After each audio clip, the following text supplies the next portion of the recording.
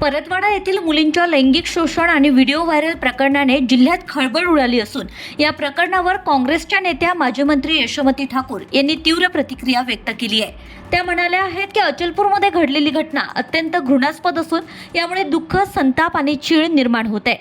पीडित महिला या केवळ पीडित असतात, त्यांना कोणत्याही जाती धर्माच्या चौकटीत पाहणं चुकीचं असल्याचं त्यांनी स्पष्ट केलंय. यावेळी त्यांनी भाजपावर गंभीर आरोप करत म्हणाले आहेत की उगाचच लोकांना भडकवून जाती धर्माचं राजकारण केलं जात आहे का, त्या माध्यमातून दंगली घडवण्याचा प्रयत्न सुरू आहे का, असा सवाल त्यांनी उपस्थित केलाय.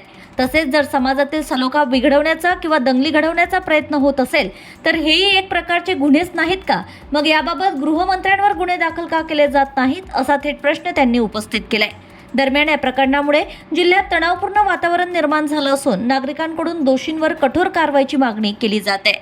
ते महाराष्ट्रामध्ये आणि अमरावतीमध्ये जे काय झालं ते घृणास्पद आहे, दुःख वाटणारं आहे, चीड येणारं आहे, राग येणारा आहे.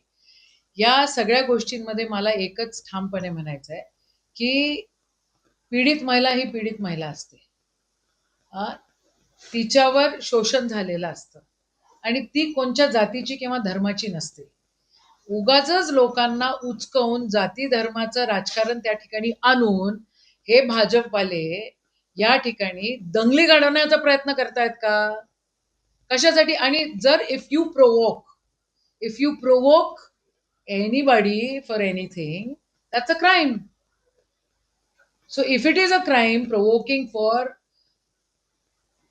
सलोखा बिघडण्यासाठी किंवा धर्मांतर दंगली होण्यासाठी जर प्रोवोकिंग असेल तर हे क्राईम नाही आहे का? मग होम मिनिस्ट्री यांच्यावर गुन्हे का नाही दाखल करत, असा माझा प्रश्न त्यांनाच आहे.